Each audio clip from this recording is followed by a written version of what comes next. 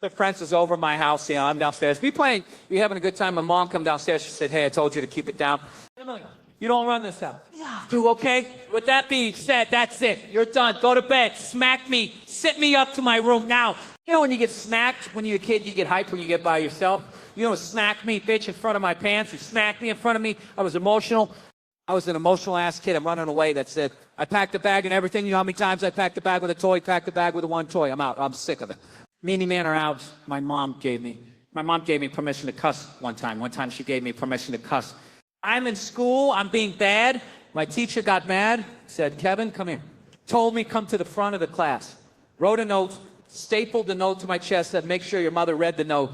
I get home. My mom read the note. The note said, maybe if you showed your son some more attention at home, he wouldn't act like a fool in school, right? My mom read the note. She said, let me tell you something. You tell her mind their damn business before I come down there and I beat her ass.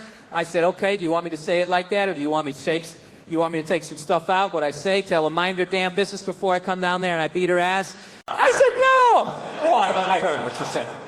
I just want to make sure that you know that you're telling me to say the same thing. Kevin, if I tell you again, I'm a smack you. What's up? Yep. Okay, now I got it. Okay, I got it. Okay, I got it. Oh, I got it. All right, I got it. All right, I got it. Keep in mind, it's a lot of pressure, all right? My mom just gave me permission to go to school and cuss my teacher out. I didn't feel comfortable. Uncomfortable situation. So I wanted to practice. I want to go upstairs. I want to go over my lines.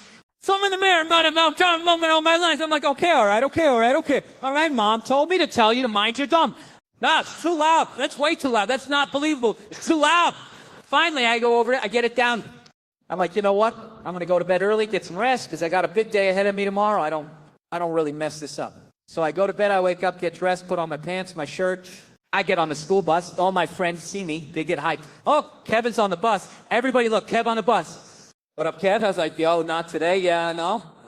I got a lot of stuff in my mind. I can't really have you all throwing you off. And my friend was like, what you talking about? I said, I can't really get into it. All I can tell you all is that it's about to go down. He's like, what? I said, look, man, it's about to go down. Just be behind me when I walk in class.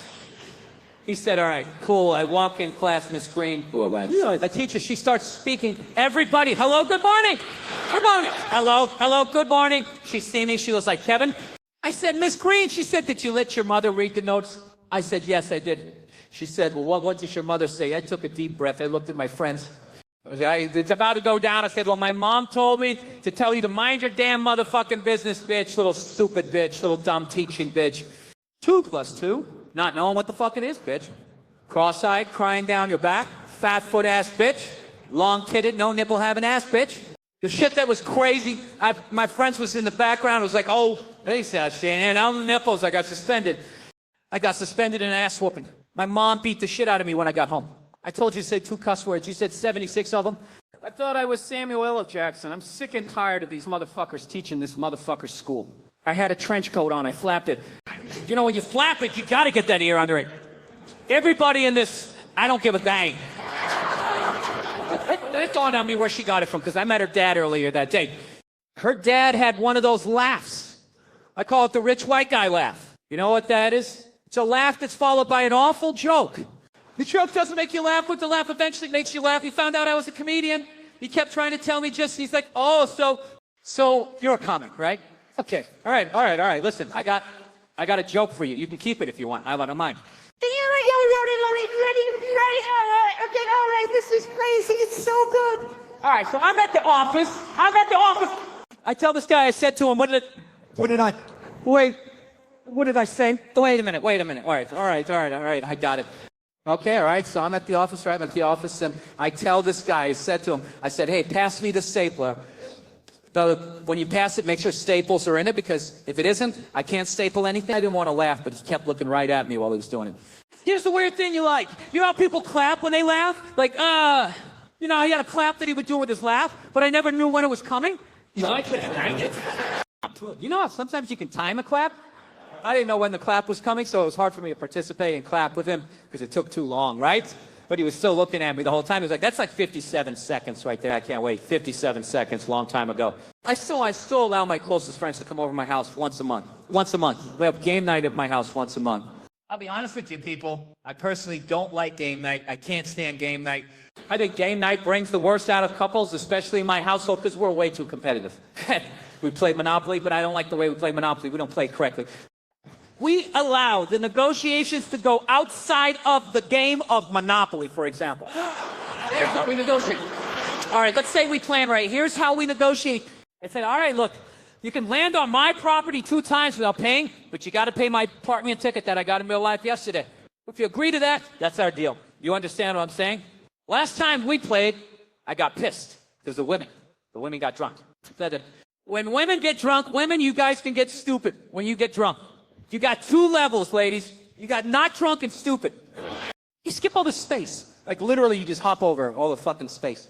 It's either, no, I'm not drinking like that tonight, or it's, oh, my God, I'm so fucked up. It's one or the other. It's, oh, my God, I can't believe I got this fucked up. Somebody put one of the Monopoly pieces in my butt. What's he saying? I'm so fucked up. That messed up the game, and I was killing the game. I was destroying the goddamn game. Now, I can admit I'm very childish when I play board games. Very childish. Whenever you land on my property, I make DJ noises. Every time. Every time you land on my property, you got to pay that. You got to pay that. My wife was drunk. She landed on my property. I lit her up. You got to fucking pay that. Daddy, you got to pay that. Well, I can see a woman, was she drunk, but she tried to talk like she's not drunk, but she's clearly drunk. She was like, ain't I? It ain't even that serious. How much? How much I owe you? What I owe you? I look down. She don't have no money. You don't even have no money. Stop wasting time. Take your piece. Put your piece in the box. Get the fuck up. You lost. Get the fuck out of here. You want to do me like that? You want to do your wife like that? Yes. Yes. It's a game. All I want to do is win. I took a piece. I plucked it. Then I packed that shit. Shot across the room somewhere. Then get the fuck out of here. Don't be stressed out like looking at a game of Monopoly. She goes, all you want to do is win now. All you want to do is plum sometimes. What I got to do with anything? What they got to do with the goddamn game? I don't know where Harry and Wayne stood up. They was like, me. Well, every week it's another city for me. I get asked the same questions every week by people. Are people the same everywhere? No. Some places suck and they have shittier people. I just gave you a sociology degree. How about that? You like that? There's one universal truth about people, though. Just one is true, and that is that everybody just wants to connect. It doesn't matter where you go or what language you speak. People just want to connect. And there would chemistry with somebody, if you're like, I want to hang out with this person, or I want to date this person, or I want to harness this person at the bottom of my big rig and drive them around for a while and bury them 18 miles west of Lake Worth. And when I drive by, I'll get a boner. We all have these thoughts, right? Sometimes there's nothing there and people try to force a connection. I think that's just rude. I'm checking in a hotel a few weeks ago. The guy comes from behind the counter. He goes, where are you from? I said, Los Angeles. And he goes, yeah, I got family in Denver. And I was like, what a coincidence. And he goes, yeah, they got a furniture store. I said, I like to sit on furniture. We're 2 for 2. I have shoes on. You have shoes on. Yeah, I walk around. Let's party. There's nothing there. Sometimes there's nothing there, and that's okay. You're not supposed to connect with everybody on the planet. That would be absurd. You should embrace that. I've been doing this. You should do this, too. Next time you're in a bar, or you're just out walking around and somebody goes, hey, man, just don't know if I'm all friended up. Like, I only tell my friends what time it is. Thank you, gentlemen. Burr, catch short. Oh, this is the hammering. The thing that was like the hammering home I did, like one of the best stand-up, like 5-10 minute sets I've ever seen. Have you ever seen Bernie Mac when he came out? Oh, I'm scared of you. Yeah, hit that and then boom, boom, boom, boom, boom, boom, boom. Yeah, I ain't scared of you. You don't scare me. Patrice told me about that. So what Patrice told me was, he told me I was like to watch that. Well, no, he just told me about it for years. Because we came up in the 90s before. Like, the internet was just a bunch of computer nerds. They were go playing ping pong. I don't know what the fuck it was at that point. Whoa. That sports lines, but you couldn't, there was no shit. YouTube was still 10 years away. So he told me about that and was basically saying the same kind of thing that a bunch of guys were getting booed off stage. And Hamburger Jones was the one before him, I think. Is that his last name? Burger, Hamburger? So he told me that he came out and was like, you don't scare me, New York. I'm not afraid of you. And all that type of stuff. And so that's the thing, but that's why, I got undue credit for the Philly thing. Just like the Philly thing happened, right, when YouTube happened. So there was somebody there to document it where, Bernie Mac, rest his soul, had already done it. Then no. It's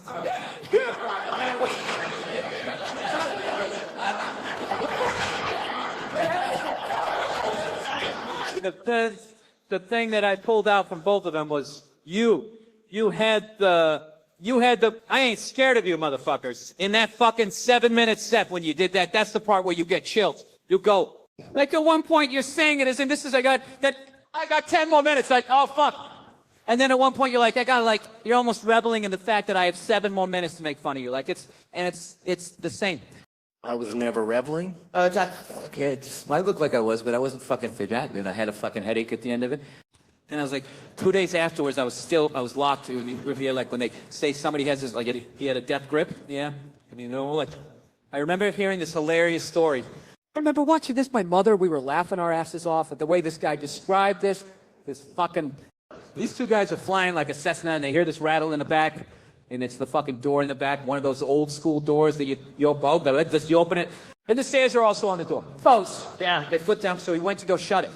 Fucking thing flew open, so the pilot's up there like, oh my God, my friend just got sucked out of the plane. And then he's also thinking, how am I going to land this fucking thing? Because the door hangs down lower. Like it hangs down lower than the wheels there. So long story short, he fucking lands the damn thing. And he's wiping tears away. And he fucking gets to the back stairs. And there's this buddy, feet still in the plane, head down at the bottom of the stairs, holding on to the banister thing. And he's talking to him. And the guy's not saying, so he had to step over and talk to him for around 20 minutes because he had a death grip. It's just like a body overrides whatever that is that makes your muscles tired. The last...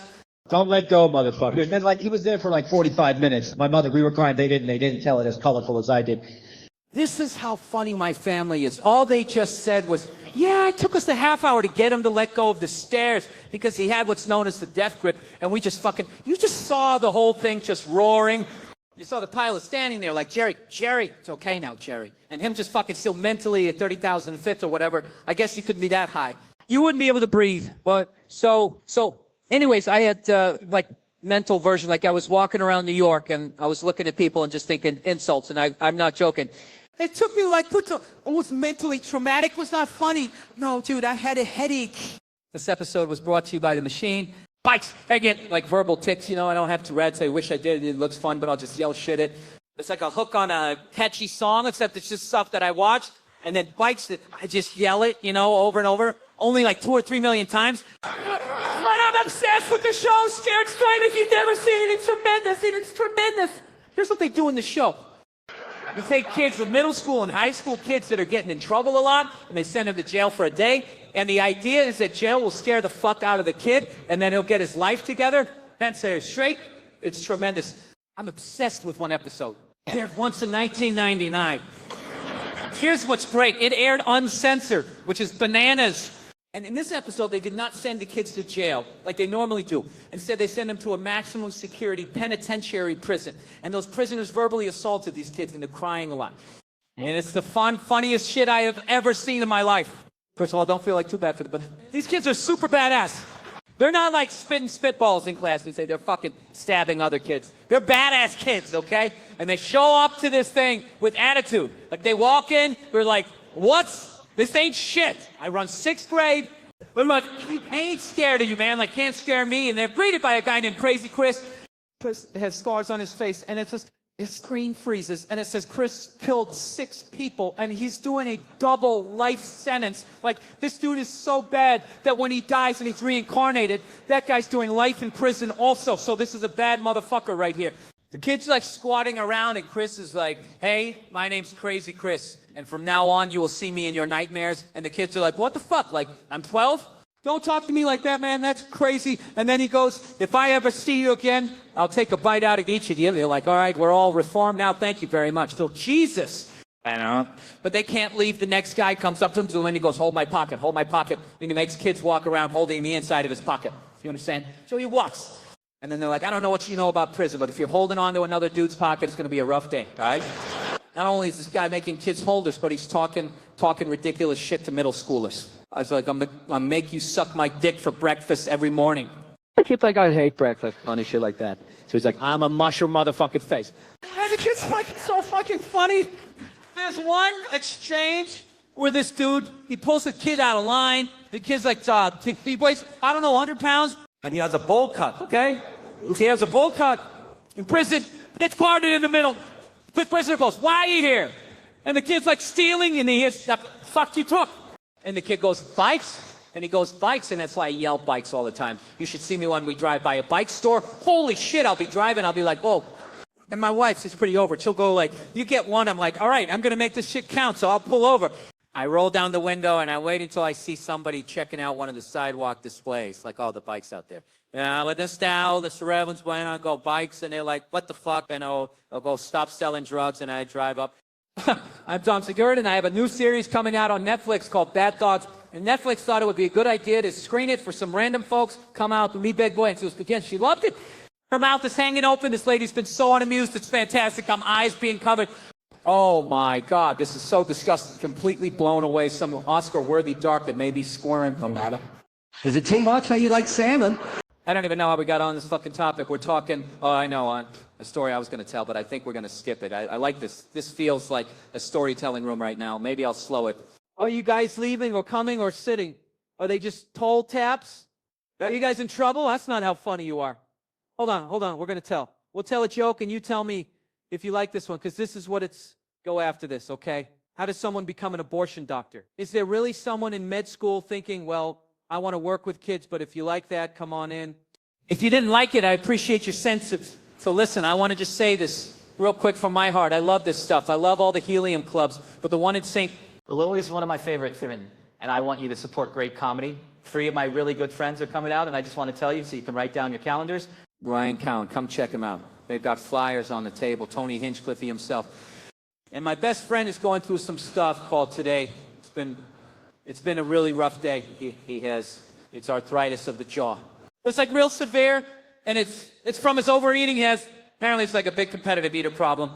And the doctors have said he eats so quickly in such copious amounts that they wired his jaw shut to stop him from himself. Really, Jesus, it's horrible. And he's stitching, so he can't work for like 2, and he's got to eat through a straw, and the type boots he eat are really hard to grind up, and he'll be here in July. He'll live in St. Louis, so do me a favor. It'll be the first time he gets his wires off.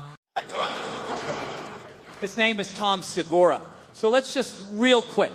I love him to death, so let's make a toast to Thomas Segura. He's Brett Kreischer, and he's Tom Segura, and we're best friends. Did we do it again? I can't get through this. Oh, okay, what'd you have? Politician? Oh, I put cleaning boats in Tampa. There's a spectrum in there.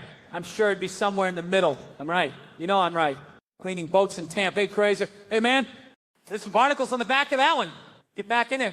Oh. You just write it? Oh, hold on. Okay. Taxidermy. I put selling serial killer tour maps. Go, same. You know, this is where Dahmer lives. Yeah. Ooh. Oh, hold on. Okay. What did you put Gerard Depardieu? I put Gerard Depardieu. Yeah. You guys have a similar lifestyle approach to life. You have fun. Yeah, Gerard Depardieu. It's like, we talked about this before we did it, I know. Okay, hold on. I'm trying to because I don't want to disrepresent your Latino heritage style. Oh, shit. I didn't think about that, so you don't have to either. It's a lot of writing. Okay, who would play Tom? I put Ethan Suplee. I put Zac Efron. I put Ethan Suplee before his weight loss. I put Zac because we have like a similar style, approach. Yeah, I can see that Zephyr shoulder, shoulder. Yeah. Like him in Baywatch. You know what I mean? Yo. Oh, okay. I'll go. Ready? Yeah, go. You go first. I put Breakfast of Champs. I like breakfast. Okay, come hard. Oh, I'm going to put that in mind. Yeah, true crime doc. Yeah. Treat like brownies or donuts or something. Edible sleep. Okay? I put coffee, burger, powerlifting, pizza, coffee, chicken wings, podcast, coffee, Italian food, edibles, and now come hard. Dude, I think you got me better than I got. That's actually more accurate. Oh, now I'm getting fucking hungry. I went with your breakfast sandwich. Oh, I did Italian turkey with extra mayo. That's awesome.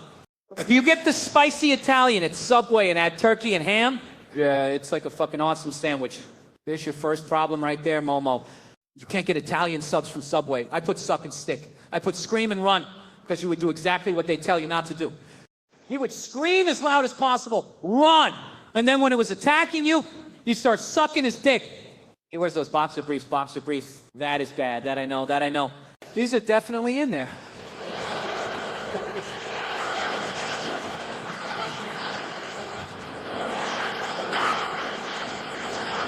Who would be the first to drink? Burr, definitely me. I'd be like, it's got to be some alcohol in it, right?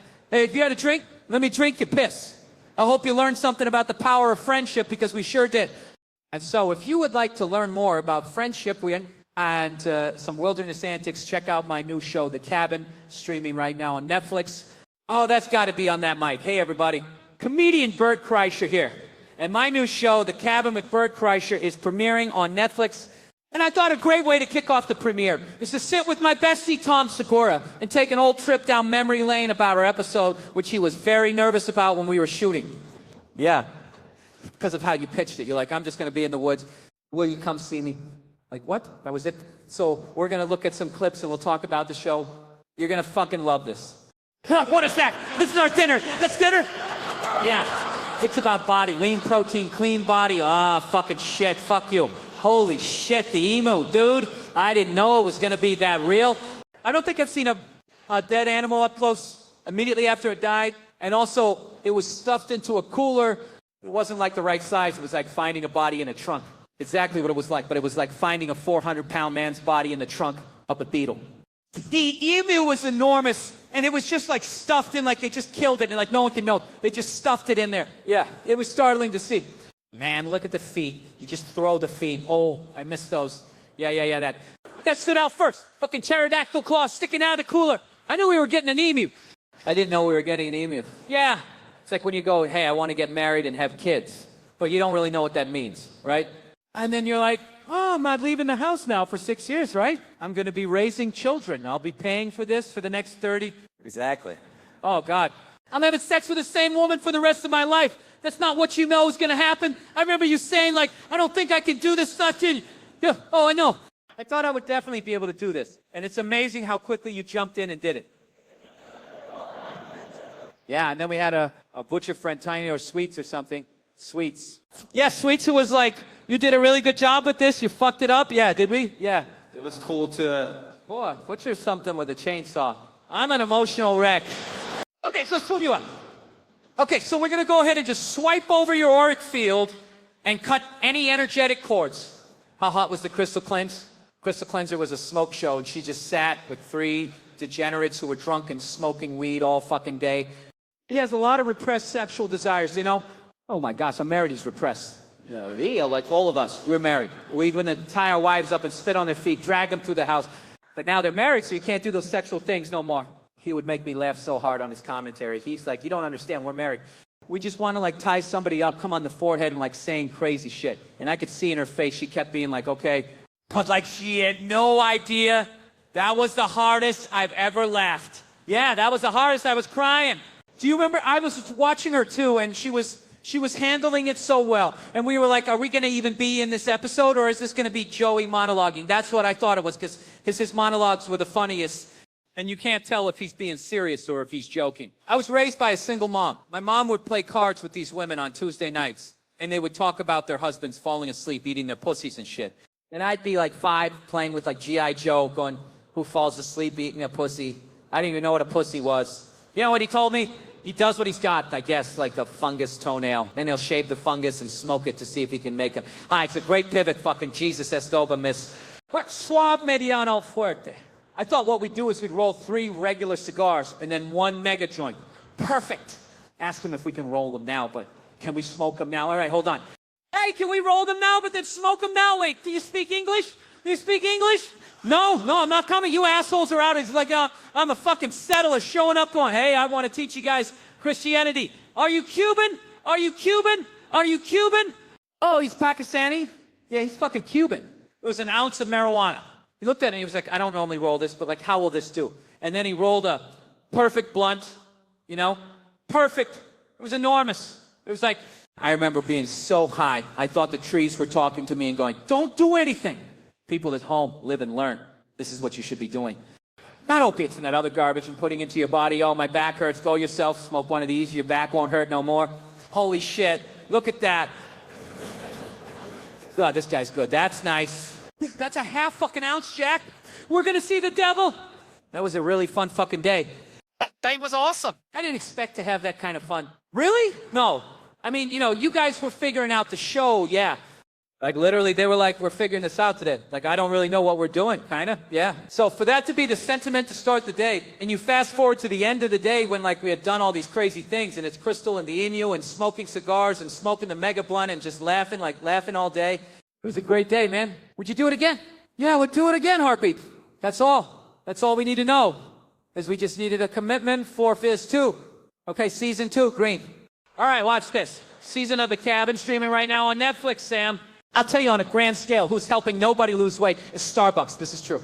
They have a national training campaign to try to trick you into ordering food, and this is why they know you're going to order a beverage.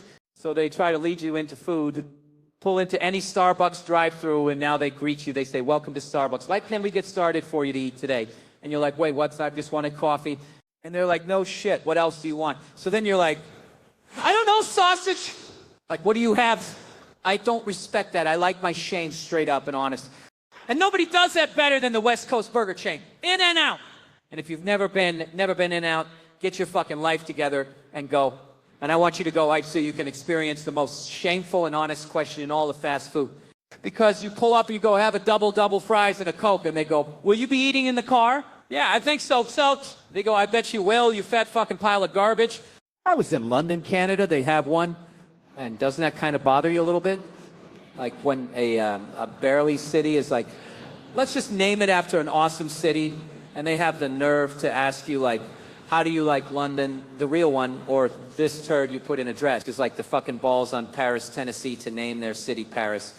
And then they built a mini Eiffel Tower, like you're gonna walk around confused, like, well, bonjour. I don't even know where I'm at. Can I get me a croissant? Fuck Paris, Tennessee. I can remember the first time we ever talked about weed, because it was Christmas Day. That's why I stood out. I was 12 years old. I think my sister brought it up. She was like, I want to smoke weed. And my dad goes, you want to know what I think of marijuana? And I was genuinely curious. I go, what, Dad? He goes, I was at a party one time and somebody pulled out a marijuana cigarette. And I said, I'm out of here. And I was like, cool story, nerd. You got any other ones?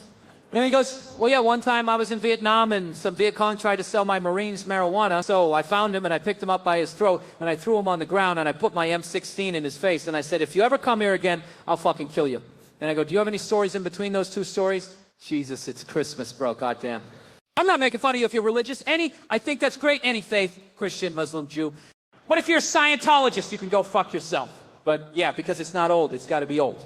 I think it's fair to say sometimes I don't want to hear about it, you know? You know, like working out, getting high. That's a bummer, right? Like when there's pills and cash and tits out, and someone's like, have you thought about accepting the Lord into your life? And you're like, I'm trying to make bad decisions. Why are you doing this to me? That and pre-sex, that is the worst. During sex, it's salam alaikum, anything goes. But pre-sex, like right before. And the girl's like, oh, what if God's watching us? And you're like, what? What if God is watching us? Of course he's watching us. He sees everything. And this is hands down his favorite. Yeah, I bought weed from a dude in a standalone trailer one time. Not a trailer park, a solo trailer. The most terrifying housing situation that exists. Like where other trailer people are like, get thee out of here, they kick them out. I just walk up to that 15, this dude's like, you trying to get a sack? I was like, oh yeah. He goes, we could go do that. I was like, all right, cool. He goes, we just need to go get it. I was like, you don't fucking have it. Isn't that your sole responsibility? So I tried to play cool. I was like, all right, let's go get it. He goes, I'll go get it. You stay here and watch my place. And I was like, okay. And he goes, there's a 357 and a shotgun on my bed. Anybody comes in here, blast them inside, paralysis. But what I said was, that's what's up. Like, yeah, man. Anyway, he yells, you do not know how I feel. And she writes, I sense his anger and try to change the subject and ask questions about him. I'm about 6 beers deep and just rambling. But at some point, I check out this guy more thoroughly and realize he only has one leg. Oh, no. That's why she left out that detail. Oh, my God. That was brilliantly written. Crutches are not just a 2-week inconvenience for him, and I absolutely do not know how he feels. I'm now picturing him back at his place and realizing how convenient it is when you have to blow somebody if they only have one leg. There's all this extra space. You don't have to, like, lean over, come on in. You know, it's like suicide doors getting into a back seat. There you go. There it is right there. He just moves the stump. Anyways, I'm so embarrassed and disgusted with myself. I tried to apologize and buy him a beer, but he refused, got up and left. Well, on a more positive note, the one pickup line that did work for me also was back in college, and shortly after the crutches incident, I came up to a guy in a staircase in front of a Jell-O wrestling party. A guy came up to me in the staircase of a Jell-O wrestling party and asked me, hey, aren't you in my physics class? And I say, I don't know. Turns out we were in physics class together, but I had not noticed him before. So we started sitting together in class, and I realized he's a nice, friendly guy, pretty smart, in pretty good shape, likes to party. I was waiting for her to go, and he has both his legs. He invited me out to a party the following weekend, which soon became one of my most embarrassing date experiences. Jesus fucking Christ. That guy show up with some of my lady friends, and at some point, one of my lady friends disappears with one of his guy friends. We eventually figured out that they were hooking up in the back seat of a car out in the driveway. I decided to be a funny girl and smush my face up to the window to give him a little scare, all right? I don't know how I feel about this person. I start to like them, then I'm like, what the fuck? And then I'm back into this nuts. Except I had a few too many beers, and I hit the glass a little too hard, and my front teeth smashed through the window. All right, I absolutely love this person now. I love this person. I chipped off my front tooth. We all had a good laugh, looking like Jim Carrey and Dumb and Dumber. We had a good laugh as he helped me look for my tooth in the dirt. I was pretty mortified. Turns out he's into boozy girls who will risk a pencil tucky yuck mouth. What?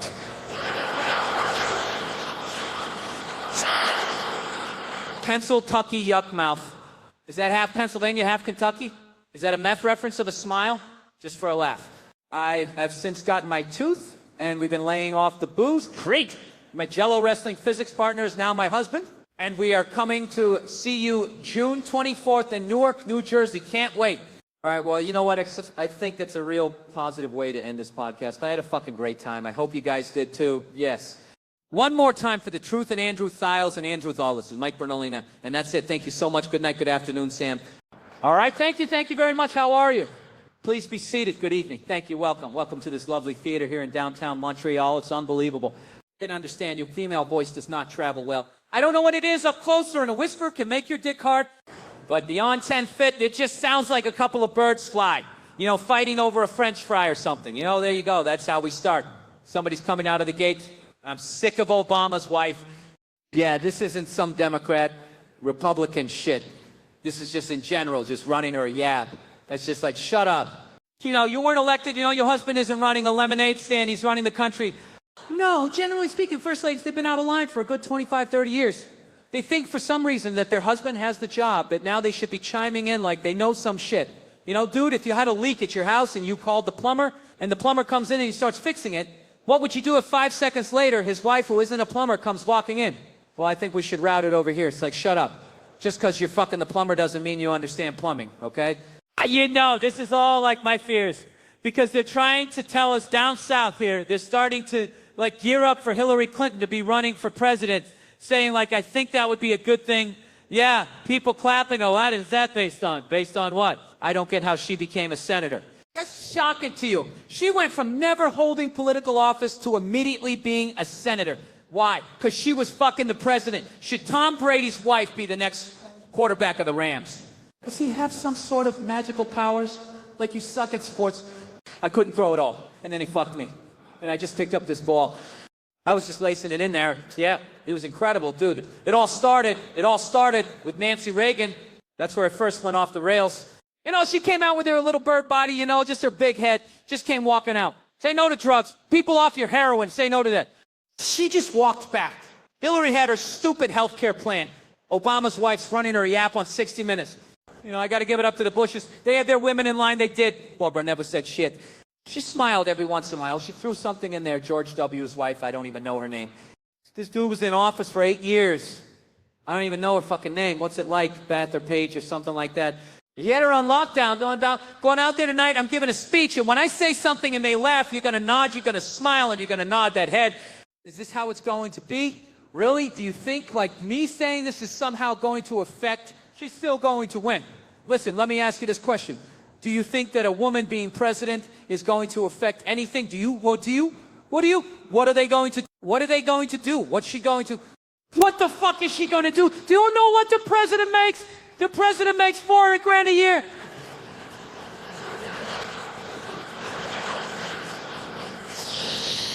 Supposed to keep bankers in line that get like $100 million bonuses. I'll tell you, if you really want, nothing's going to change, okay? Black, white, dick, or clan, it doesn't make a bit of difference. Nothing is going to change until somebody's got the balls to start a crook. Go over the wall of one of these gated communities and you start slitting some throats. Not just random throats, the right throats.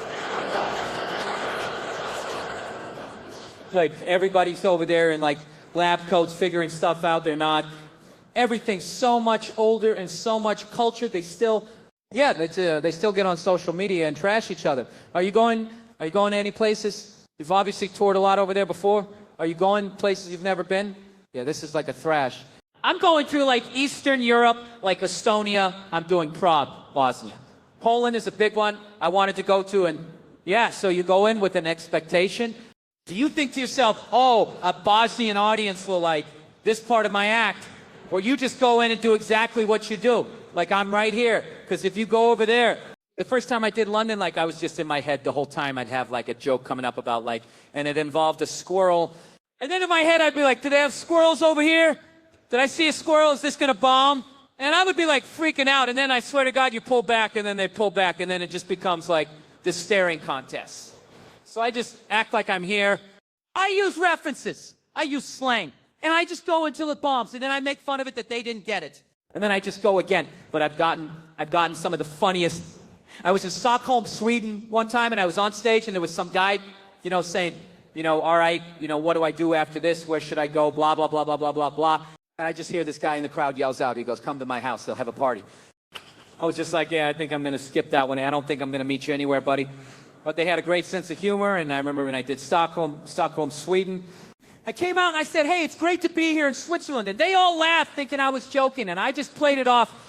I was like, oh, I missed that. So anyways, do you feel a bigger rush? Is there something, when you think about all the small rooms you played here and, where you're from, and when you go over to a whole nother country, do you have a rush of like, I can't believe I'm killing in a foreign country in a big crowd? Yeah, definitely. But I always have that thing, and you have a job to do.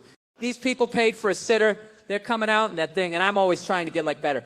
But there's definitely, I've been starting to add some shows over there. It's just like, it's YouTube, it's Netflix. Like your stuff can just go international. I definitely feel blessed that I can go to these places, make a little bit of money, and yeah, meet all these kids. Can you enjoy yourself the day of? Like if obviously you're going city to city, so you don't have a lot of time. If you have a show at night in Prague, can you go out and enjoy a day in Prague? Or are you in your head about the fact you've got a show? Probably not, because this is my first time there. The first time there is always just, you go there like, an animal sleeping on a futon and all that. Then you build a following. And I can bring my wife, she shows up once all the land's been cleared, all the hard work's done, I want to go. It seems like fun, I didn't bring her. She'd probably buy some stupid antique over there. And I got to figure out how to bring it halfway across the world, but I like it. Yeah, you break even on the whole trick because he got an old piano. The word that's going to kill me earlier is going to be why. That's what my wife always does. Do you like this? No, I don't like it. It's a piece of, don't get it. And then she's always just like, why? But I like it. And then it's just like, all right, buy it. No, but I want you to like it too. And it's just like, there's just no winning. But you have you're a licensed helicopter pilot? Yes, I am. This is true. How long has this been the case? I get it, 2014 or 2015, I can't remember. What made you want to become a licensed helicopter pilot? Conspiracy theory. And living in Los Angeles, what is the conspiracy theory that led you to it? Well, I'm not into like, people think of you into conspiracy theory. They just automatically think that you think, you think there's lizard people and shapeshifters and, you have this aluminum hat on. No, I just sort of read up on the banking system and I'm like, this is kind of a giant Ponzi scheme. And I was living in LA and I was just looking at it. It's like you can't get out of the city even when it works. Like what if ever hit the fan there? How do I get out of here? And it just seemed like up and out was the only way to do it. So, so then think, yeah, but then I always watched Magnum PI and always liked TC. And he flew that Huey 500, which I thought was cool. And so then, and I'm also sort of a closet gearhead where I don't know a lot of stuff, but I watch videos of people repairing engines and I just really got into it. Next thing you know, I'm flying around in those things. I guess my question would be though, based on your escape plan, do you have your own helicopter? No, there's a lot of holes in it. Also, this is not enough for your family. I know, but I can only afford to. I just rent those things, man. It's just like, yeah, that's the thing. There's another thing, too. Whenever you watch, like, a zombie movie and some guy comes running up to, like, a plane, I got helicopter, I should say, and just starts it up like he's getting in, like, a Corvette and just drives away. That's not how it works. You got to warm the whole thing up. You'd have to kill half the zombies by the time you went through your pre-flight just to get up and out of there. So I didn't know that. So I went ahead and I did it. And I will tell you, it's one of the big accomplishments in my life because I was terrible in school. But that was something that I wasn't worried about learning how to fly it. It was the ground school and all the rules you had to know. So, but I was so interested and it was so fascinating. I was actually able to do it. So, you know, well, fantastic. Congratulations on that. Thank you. Congrats on the show. Have a great trip to Europe, man. Oh, thank you. Thank you very much. It's always a pleasure to see you. Great. We finally did this. Bill Burr, everybody. Bill, you even said that you're a lifelong Red Sox fan, that you were disappointed that you're a little disappointed that the Red Sox, but you're not unhappy that they're losing now. No, I'm sorry. I mean, who says that? Burn off. Burn off all the bandwagon, okay? All those people with the pink Red Sox hats singing that stupid song in the 7th inning. You know, Sweet Caroline, yeah, bum, bum, bum. Your girl's got her head on your shoulder like you're at a romantic comedy. It's what they got. They got like a mascot now. They got a mascot. I didn't know they had a mascot. They tried a mascot in the late 70s, and the guy got pelted with so many, like, cigarette lighters that he quit after, like, 3 games. And that's what I mean. Now I come back to Boston, everybody's like, they like holding, you know, swaying, singing this song. It's not.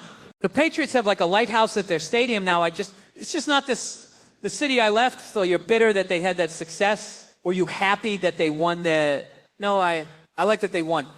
I'd like them to continue winning, but I don't think we have to sing campfire songs in like the 7th inning, okay? I don't like mascots. I don't like those songs. And Steve Jobs, I think, was a little overrated. Nice tape thing. Thanks, you love it, you love it. You love going against the grain. It's fantastic. I like annoying people.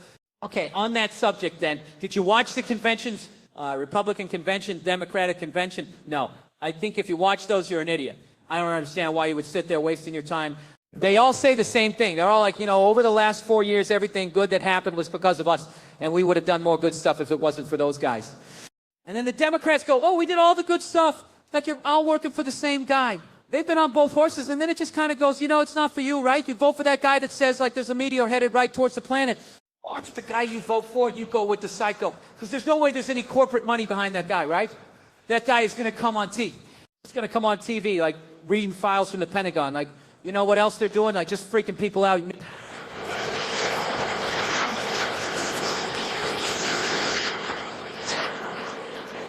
Man, as unsettling as that is, at least you can believe in it. You can trust it. You know that. No corporations behind them. They're not getting any money on the side. Because I think both the Democrats, Republicans, they just say the same thing. They just say those applause break. I think it's time to get this country back to work, and some guy with like a Tennessee sign jumping up and down like he's part of it, right? You know, we're all gonna get replaced by like robots. That's what I think. Like eventually, you think we're all gonna be replaced by robots? Yeah. Well, what the kid you research? I think that's the event. You know what is Conan? I don't have any kids. And if you go too long, you get a little crazy, you know, you become like that black dude and not Predator. Remember that guy? Like, I see it over there in them trees. Become like that guy, so you become him because you didn't have children shaving your head, yeah? So you gotta have something. I gotta have a kid. That's what I gotta do. I should just have a kid and play catch with them. You know, why don't tell them that? You know, Santa's coming and all that, right? No, I think it's too late. Whatever I am saying, what I'm feeling, you can at least give me that, right? That's good. You are saying what you're feeling. I want to make sure I mention this. Bill's new special, You People Are All the Same, will be available online October 1st at billburr.com. That's right. And I'm hoping people are going to actually download it and pay for it. I am hoping it's a big risk now. That could become like a $140,000 business card. You know, that's gonna basically be like, and if you're gonna steal it, can you just be honest and just say I stole it? Can you just do that? Don't be like, we're not stealing it. We're sharing it, man. No, you're stealing it. All right. I hate to tell you this. Lars was right. He was right. He's stealing. Okay. I did too. You know Lars from Metallica? Yeah. Okay. The other Lars, I don't know. There might be another Lars. I'm just trying a monster movie. Lars, turn the switch. So 10, 11, 12, 13, 14, 15, 16, 17, 18, 18C. Hey, welcome everybody. We got the alternate here. My name is Bert Kreisler. I'll be your host all day. First candle coming in. Oh, he sees a big heifer at 11:15. Do I got 11:15 from Camouflage Hip Hop over there? Southernly gentlemen. Southernly gentlemen. Nothing. No kettle for you, huh? So understand the process and what's about to go on. I got my game plan. First cows that come out are John's. I like it. Follow my lead. All right, here we go. Showtime. Are you ready? What happens if you accidentally buy one? I'm not going to buy one. Don't worry. Okay, this is going really quick. Here we go. Like $1,000. Maybe no one else bid. I thought there was going to be more action. Okay, crying. How fast did anybody else bid? I thought I was going to I just bought Joe. Can someone please find out how much I spent on this cat? How do we know how much we paid for this? I've got 2 kids and 2 dogs and a rescue cat. My wife's going to kill me. Looks like the total is $1,400. 5, 6, 7, 8, 9, 10, 11. Yes, it's $31. 11, 31. All right, to make change. I think the haggling part's over, Bert. Yeah. Should have haggled more in there, huh? You should. I guess you should. Money just went so quickly. If you'll just put your address on there. Oh, it's B-E-R-T, please. Oh, B-E-R-T. Give my home address, Valley Village. I don't know how I'm going to get this thing to California.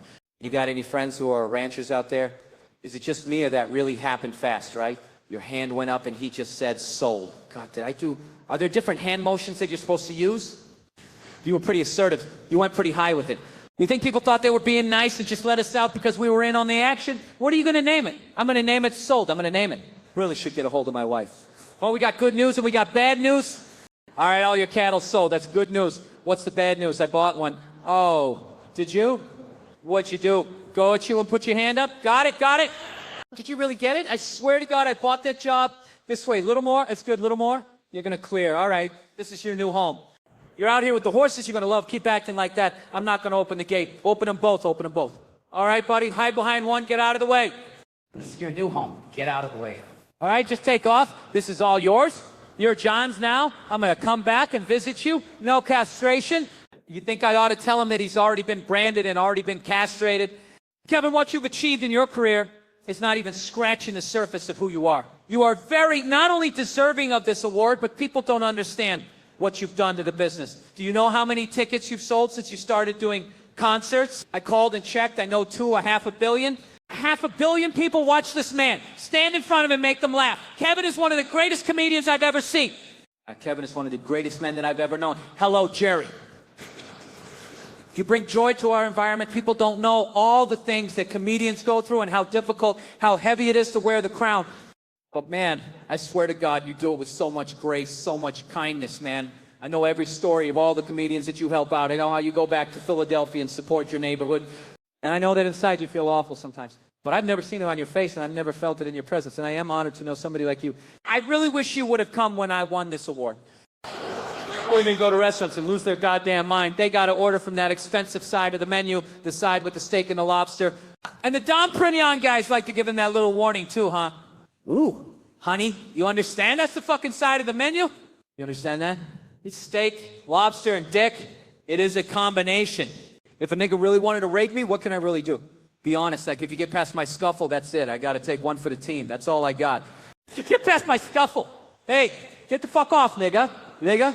Ladies, you got to start taking some responsibility for your own miserable life. If you're over 25 years old, you're still walking around here talking about niggas ain't shit. Bitch, you need to grow the fuck up with your irresponsible ass. What you meant to say was all the niggas you fuck with ain't shit. That's right.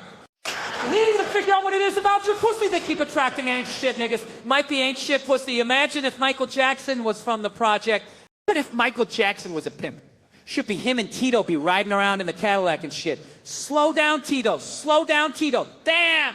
Is that my hobo that's sitting on the couch? Her! Let me out. Come here, girl. I said come here, girl, with my money. How much you got, Micah? I'm sorry. All I got is a $100 bill. Girl, you've been out here all day. And all you got is the $100 bill. Keep it in the closet. I think Michael's on crack. I bet you Michael's at home. Mike is like, only white folks are shocked when they saw that tape. Police whooping black folks in the black community ain't no new shit. When I saw that, I thought it was a fucking new Timex commercial. I didn't know what the fuck it was. But that's all right, because the brother getting paid, he getting $1 million for every blow. 50 down is $6 million. I'm looking to get fucked up. I'm doing 300 miles an hour in a Volkswagen, yelling out the window, fuck the police, fuck all your bad trade motherfuckers, come over here, whoop my ass, give me my case. The issue was not whether Lorena Bobbitt did what her husband claimed she did. The facts about the act were evident. She cut his dick off, drove down the highway, and threw it out the window. Car 11 wants you to proceed down on the freeway. See if you can't locate a dick. She obviously got 20/20 vision. She found a little thing. It was very difficult to find. San Angeles Police Department is actively searching for Mr. Simpson. You know who the real victim is? Ike Turner. Because Ike was the king of the Wolver Beater. So OJ took his title. Don't nobody give a fuck about OJ and all that old punk ass shit. Niggas just want to know when is the next riot. Fuck that. With the jury, find the defendant, Orenthal James Simpson, not guilty of the crime of murder. I want Johnny Cochran in my corner. He was like a magician. If it don't fit, you must have quit.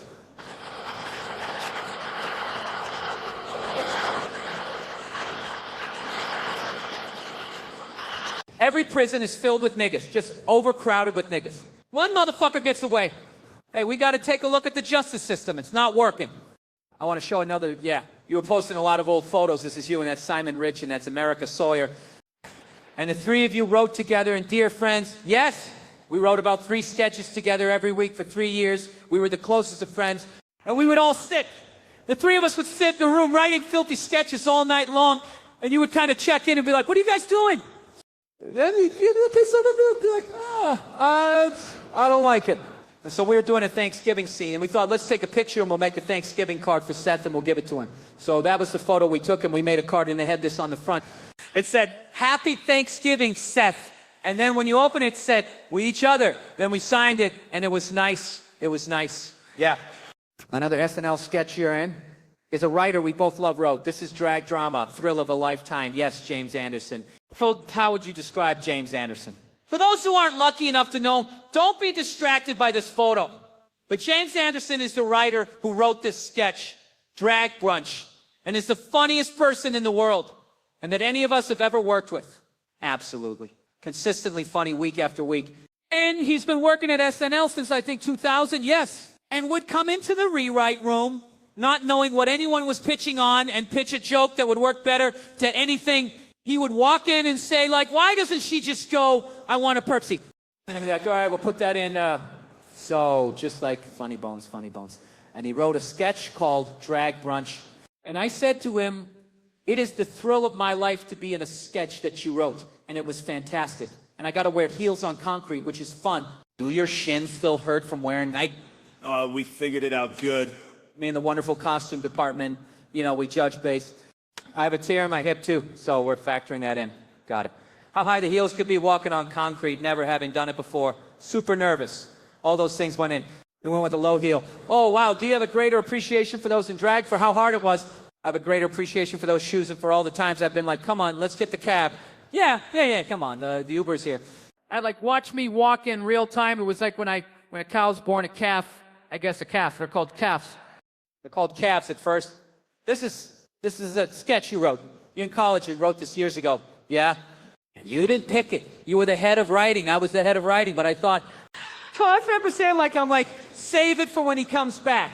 I'll wait till one of these writers and probably host the House that you were a Les Mis fan as a child. So this was, I should point out, this sketch is called Diner Lobster. Yes. And it was to the Les Mis soundtrack. Yes.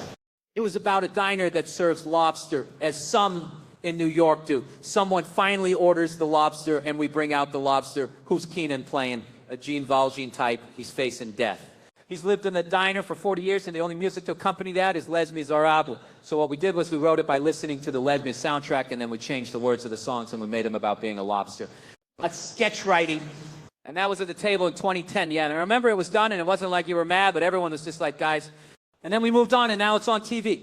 Who'd you write it for? Do you remember who you originally wrote it for? I think Galifianakis was the host. Oh, all right. Yeah, well, I think you elevated it. There's a person on TV you get mistaken for. Yes? And you got mistaken in the park the other day? No, this has been happening a lot. I'm not saying I look like the Flash, but I've been told enough. Somebody just went, oh, like they kind of see it. Oh, like they're like, now they think I'm the Flash, but it's happened enough that I need to say something. I'm not the Flash. I was at the dog park. I'd had my dog, don't worry. And I see this woman, older woman, and a little boy are walking along the gate of the dog park. And a boy's jumping up to look over the gate, and he's jumping up and he goes, Flash, Flash, Flash. Like he had a little accent from like old Europe. When old, like old spelled with an E. You know, like Flash, Flash. And his companion, grandmother, whatever, she goes, says, you are the Flash. And I said, no, I'm not the Flash. You know, and he keeps going, Flash, Flash. She goes, are you sure you're not the Flash? And I said, it happens from time to time. I'm not the Flash. Right at that second, someone walked up who recognized me from stand-up-comedy and said, hey, I'm a big fan. And I went, thank you very much. And they walked away. And then I locked eyes with the grandmother, and she was so mad, and she looked at me and she said, no, you are not the Flash. Just for those who don't know, let's go over to camera one. There's the flash. We'll hear, yeah, I feel like they can't say, but it's not perfect. Like when I came, it's not bad though. When I came home, I came back to the apartment. I was like, I'm sick of being the Flash. I gave no context to my wife, no context. I go, this kid thinks I was the Flash and the grandma's mad at me. And then this guy said he was a big fan of mine and that was embarrassing. And my wife Anna was like, so let me get this straight. Your two problems are that a fan said he likes your work and that people think you look like a 25-year-old handsome actor who weird the way you don't look like. God damn it, London. Y'all could do better than that. Y'all better make some fucking noise one time. I need stand-up comedy. I need the live audiences. Without it, I'm not the same. Write the good pencils as? Oh, I'm going to write magic with you. Put the money in the bag. That's not it. And I got it. I got it. And bitch, put the money in the bag. And that's ass. That is ass. You got to go back to your way, hey? You got to go back to the grimy days. You got to go back. I did it. Oh, that sounds good, babe, but can you do me a favor and take out the trash? I don't have no pants on. That's because they're in the washing machine. Are you ever going to switch them into the dryer? Yeah, 1 sec. And give me a glass of water, please, while you're up doing it now, Sam. A national family that gets dressed up in costumes, but also, do you somehow kind of want the monarchy to survive? And is that why I like The Crown on Netflix? Because it's a throwback to a time when that I did live through, but I was a baby or I was a little kid. The Crown shows how miserable life can be as a monarch. That's true. And so in that light, I can see why Harry and Meghan left. So I guess it's not weird. It's of note, I guess, but it's understandable, and there is press coverage of it. Yeah, but not as much as the presidential election or the worldwide pandemic. Yeah, I don't mind. I don't mind having you out here, but in the future, if you want to talk things like this out, a phone call, maybe it's better. Okay. You know, we'll see whether we can use, but, fair warning, it might be online only. Yeah, that's fine with me.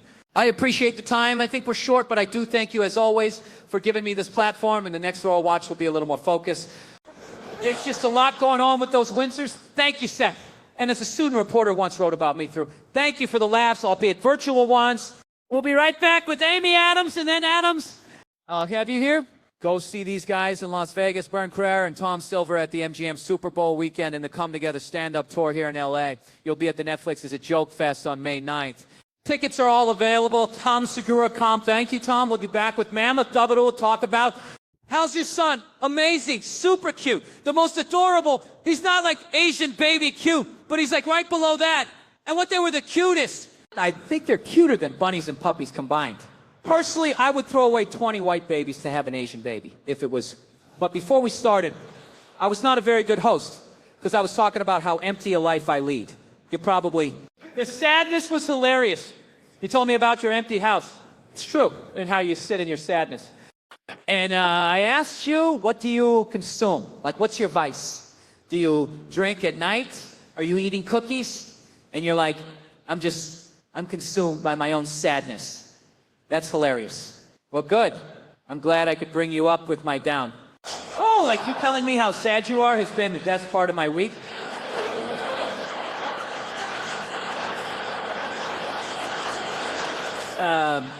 Looked at my driver's license as we were having this meeting, and it says I'm 5'11", and he goes, bro, 5'11", come on. He shook his head.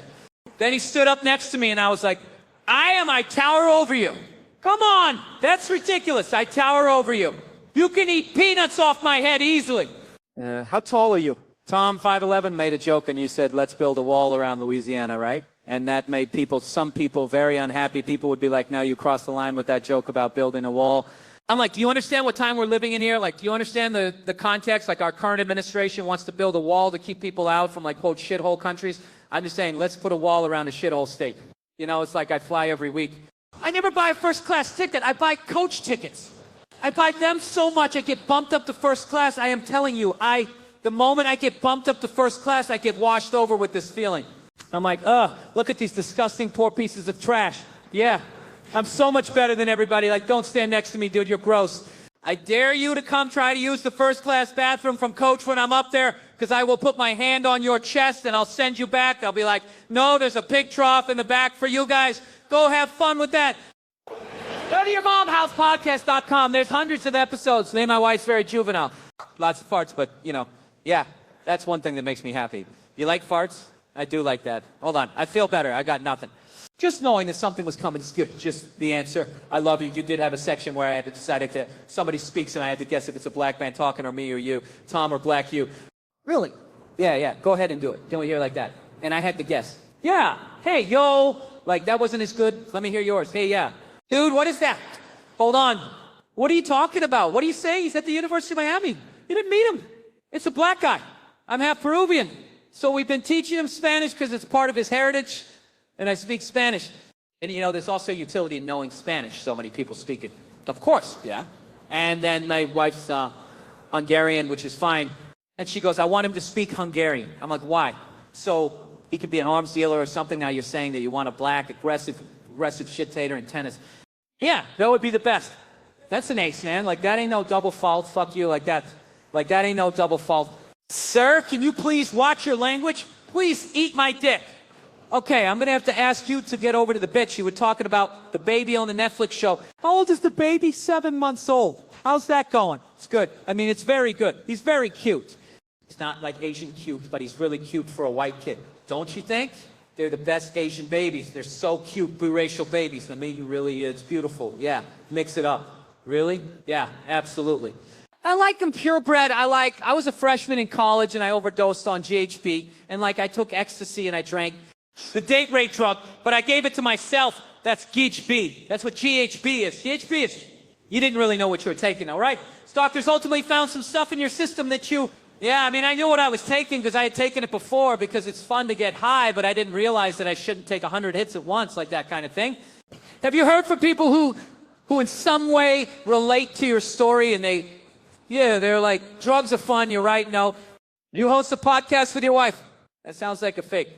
Why you say about my wife, man? Oh, apologize. Apologize to his wife. I'm sorry, Senora Segura. Apologize. We don't apologize. You don't have that out of your system yet, bro.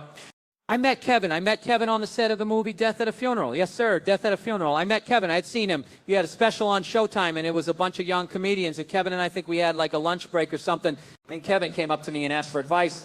And I'd seen him, and I don't know. I gave him some advice. And it's weird. He's the only guy, Kevin Hart, and as I say, sorry, only guys that ever listen to me. And he literally did exactly what the fuck I told him. I looked at him, I said, yo, man, you're really funny. But your problem is you're competing with these other comedians. They are not your peers. You're better than all of them, but you need to get out of their circle and develop your own voice. That's what I told him, right? True story. I swear to God, within 800 days, Kevin Hart was a bigger star than me. Within 800 days, he was taking parts from me. He's in a movie with The Rock. My last name's Rock. How the fuck he get the fucking parts? From now on, when I see young comedians, they ask me for advice. I just say, shut the fuck up. I actually want to tell a true story about the first day that I met Kevin Hart, because I think it's very telling about his personality. I'm a rapper, and I was booked to perform in Las Vegas at one of those super trashy daytime generic Las Vegas pool parties. That's where Kevin Hart decided to have his actual bachelor party. I think he just likes being around those lowest common denominator type of people that love all his movies and stuff. I think he just likes that vibe. I don't know why he was there anyways. I hadn't even met him yet. I was on stage rapping, really in the zone. I heard the crowd roar. All of a sudden, I assumed it must have been because I had done something cool. But I turned right, and no, it was actually because Kevin Hart jumped on stage, microphone in hand, and actually performed with me for the entire duration of the rest of the show. Which, look, I grew up in Philadelphia idolizing this man. So it was a total dream come true to have this guy materialize out of thin air and meet him right there on the stage. Very cool moment in my life. As years went by, I took a step back and really analyzed what actually occurred that day. The audacity of a man, having never met the performer, to just assume that everyone wants him to just jump on stage and interact. It's totally ridiculous. The way to carry yourself and live life. I don't know how he does these things or gets away with it, but he does. And it's incredible, Sap.